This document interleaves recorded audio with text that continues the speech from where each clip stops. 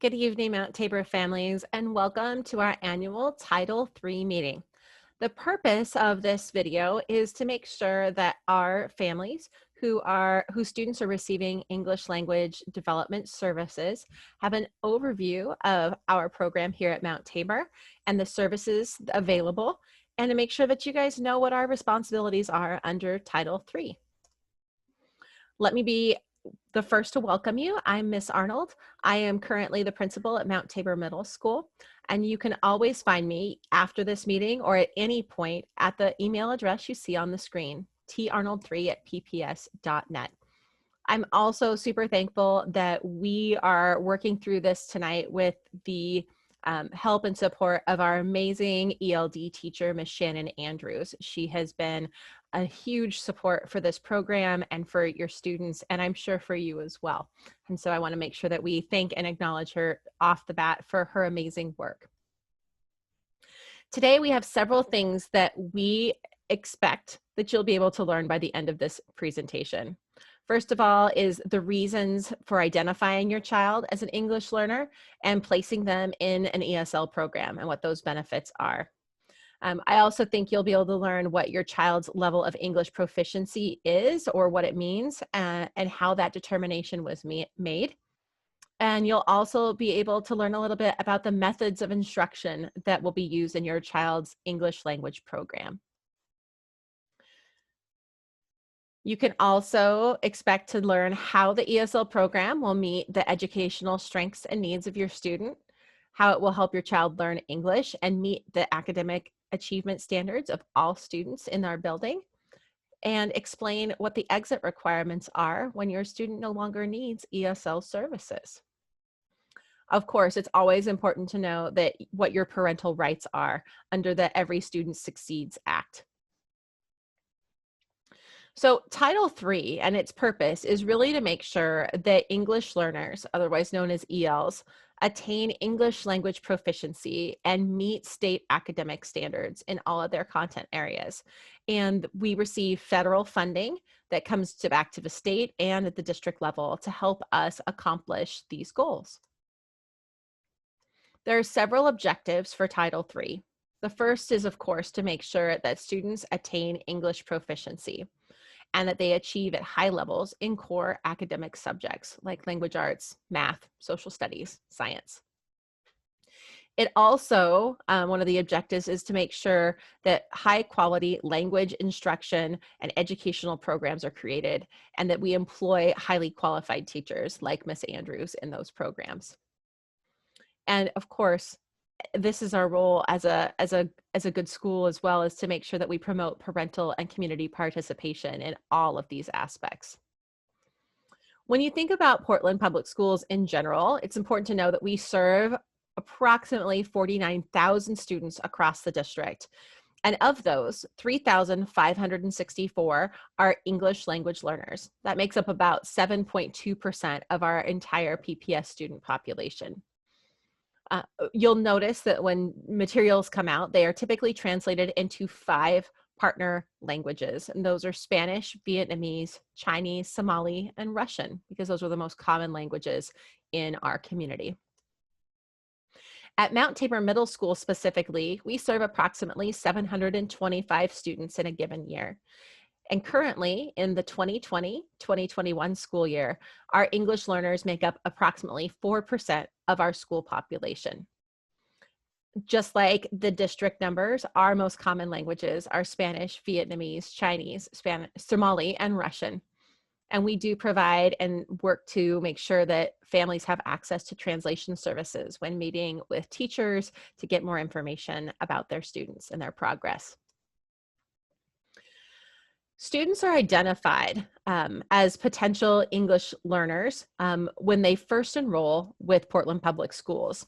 Every student that enters PPS has a home language survey that they complete as part of that registration process. And as we look at the information provided on that home language survey, it asks information about, like, what is a student's first language? What is the language that's spoken at home? What is the student's dominant language?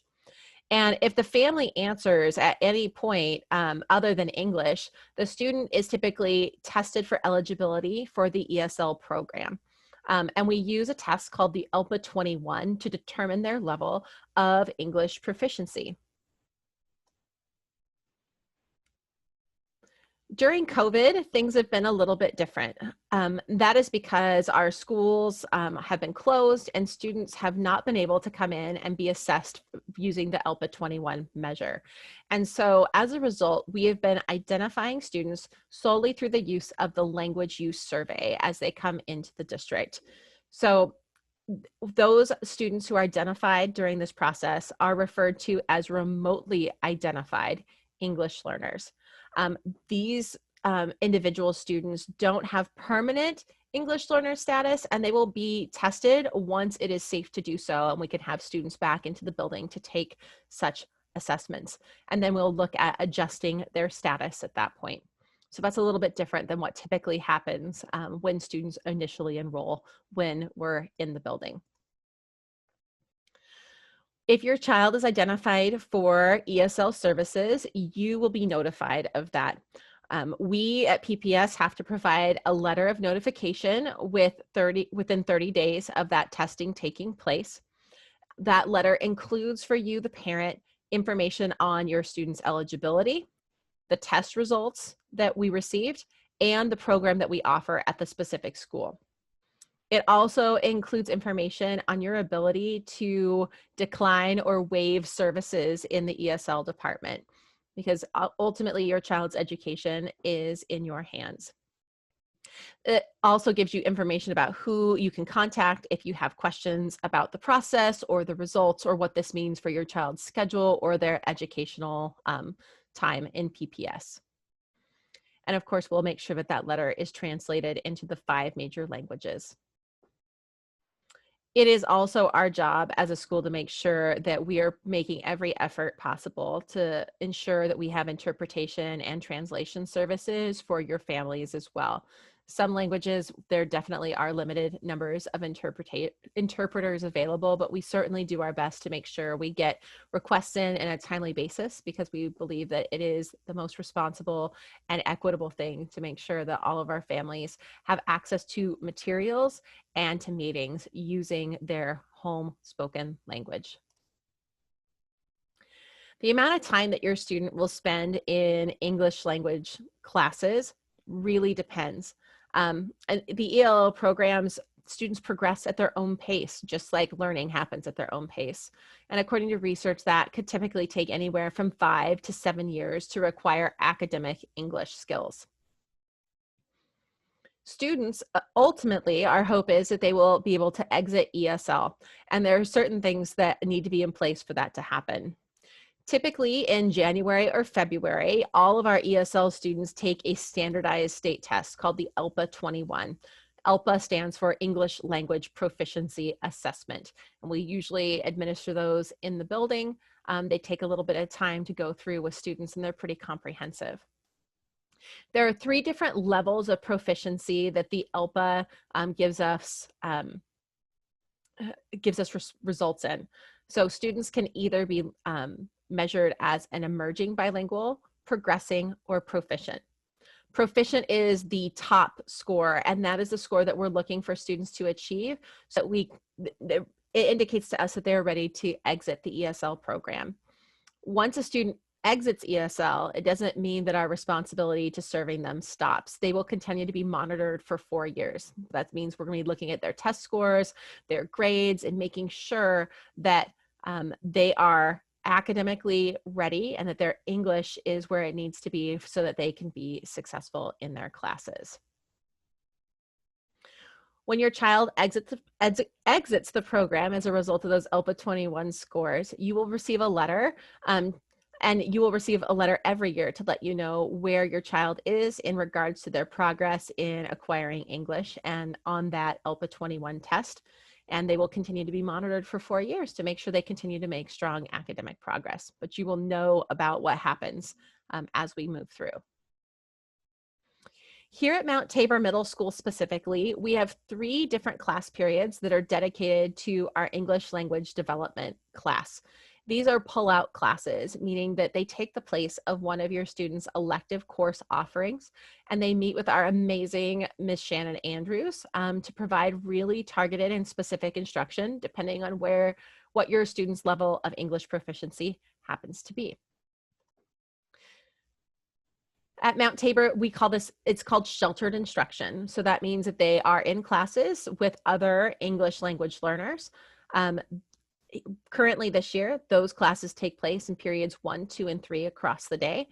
Later in the afternoons, our English language learners are typically grouped into language arts classes where we have an educational assistant to provide additional scaffolds and support academically for those classes. When your students are in their ELD class, Miss Andrews provides targeted language instruction, integrates topics and or concepts and academic vocabulary at an appropriate pace, and can translate those materials into first languages whenever possible to support their continued academic growth. It's also essential that our English learners have meaningful access to the core program. And by that, we're talking about our typical academic classes. So they're absolutely entitled to participate equally in the standard instructional program. So being in a regular language arts course, being in with their peers of all sorts and abilities in science and math and social studies. So they're not pulled out of those classes or receive separate instruction. They are in with their English peers. Across the board, we employ QTEL strategies, quality teaching for English learners. It really focuses on using quality interactions, high expectations, focus on language, academic rigor, and quality curriculum. Teachers, many of our teachers have gone through the QTEL training and implement these instructional strategies in their classes. I will also say at Mount Tabor, we are fostering and developing a really strong AVID program, and our teachers continue to get strategies there as well that promote the use of writing, inquiry, collaboration, organization, and reading across all of those classes. And many of the instructional strategies that are included in QTEL training are also strategies that translate over into our AVID strategies as well. So our teachers really do have a lot of tools in their tool belt in order to support your students. When you look at your students' ELD classes, every lesson incorporates the aspects of reading, writing, speaking, and listening. So as you can see on the screen, there's lots of different things students may be doing. They're writing on a regular basis, practicing grammar and vocabulary. They're listening to English from native speakers through different types of media. They're reading a variety of texts, and some of those are modified for their level. Those might include short stories or poetry or expository writing as well. And of course, it's absolutely essential that they practice speaking English as well and having structured conversation with their peers. All of these aspects, reading, writing, listening, and speaking, are absolutely essential for your students to acquire English skills. It's really important, regardless of your students' grasp of the English language, that you reach out to us and get to know our school. And there are so many ways that you can participate and communicate with all of us here at Mount Tabor. We know that we can serve your students best when you are in collaboration and partnership with us, and you have such an ability to influence your child's education. You and the attitude you have and the supports that you provide and the advocacy for your child is probably the most important factor to your student's success and education. You know your child better than anybody else, and your ability to share that information directly with your child's teachers about what they're interested in, how they're doing, what their abilities are, how they can best support is absolutely essential. We really believe here at Mount Tabor that we are in partnership. It's not the school that's separate from families. We are working together. And I think especially during the times of COVID, that has become incredibly important. You all as parents see what's going on with your students day in and day out and can help us support them better. So please do reach out and be part of the larger Mount Tabor educational community so we can serve your children best. Every quarter, we send out grades, but in between, at about 4 to 5 weeks into the quarter, we send out progress reports. Your child's teacher should be able to tell you at any point how your child is doing in the class and how they're progressing toward grade level standards. Please reach out and ask. And if you have not, during distance learning, figured out how to connect to your student's Canvas account so you can observe their coursework, you can look live time to see their grades on assignments, it is really helpful for you to do so. If you need help or support in doing that, we definitely have some technological resources at the school, and there is an ongoing item in the weekly Mt Tabor Middle School newsletter that talks about how you can connect to your child's Canvas course. Signing up for Parent View is also a really important thing, especially when we're back in building, to help monitor how your student is doing in classes and open up communication between you and their teachers. There are so many things that you can do as a family to support your child as they progress through middle school here at Mt Tabor. First of all is helping them get organized. Middle schoolers are notorious for being disorganized with papers everywhere. They go into the backpack, the black hole, and they never reemerge. And I think even online, trying to help them make sense of all the assignments they have and when they should be doing them and when they're due is incredibly important. So taking an active role as a parent and helping your student find a way to stay organized is essential. Check their planner. And if you don't have a planner for your student yet, they are typically being distributed during our book bag pickups right now at Mt Tabor. You can swing by and pick up your planner for your student so that they can move the things that are happening online into something physical where they can look and say, oh my goodness, I have these assignments that I need to get done today, and I can check them off as I go. It's been a really powerful tool in my household to support my middle school student, and I believe that it's a skill that all of us need as adults as we move into the working world of how do we manage our time and stay on track and get those tasks done. As a parent, it's also helpful to review homework with your student. I know for me, sitting down with my children at the end of a day and saying, let me see what's happening with your classwork. With COVID, they open up their laptop and I sit down next to them and we look through the modules in their classes and we check out the grade book and I make sure they've hit the submit button on all those assignments that they've done but have just forgotten to click one simple step. This can be really helpful in supporting your kiddo. And of course, encourage your student to advocate for him or herself or themselves in every single class. If they're confused, if they don't know what the homework is, if they are stuck on a concept or they miss a class or they need additional time, it is so important to encourage your student to reach out to their teachers, whether that's Miss Andrews or any of their academic teachers, and ask for support. They're really easy to reach right now. You can message them directly through their Canvas courses, through the inbox. You can send them a message through your student's Gmail account. You can use the Remind app to get in touch with them. But if your student is confused, there is no reason for them to sit back and be tentative and wait. It is really important that they do speak up, ask for the supports that they need, and get them. I think one of the most important things to know is that we care deeply about your students' success, and we will always make the time to help you and your family navigate what's happening at school or what's happening outside of school so that we can ensure their success as a human being, not just as a student. I really want to thank you for taking the time to be here with us and to watch this presentation. I hope you know that if you have any questions about the materials presented here, or you want to know more about the ESL class that your student is enrolled in, please reach out either to myself or to Miss Andrews, your student's ESL teacher.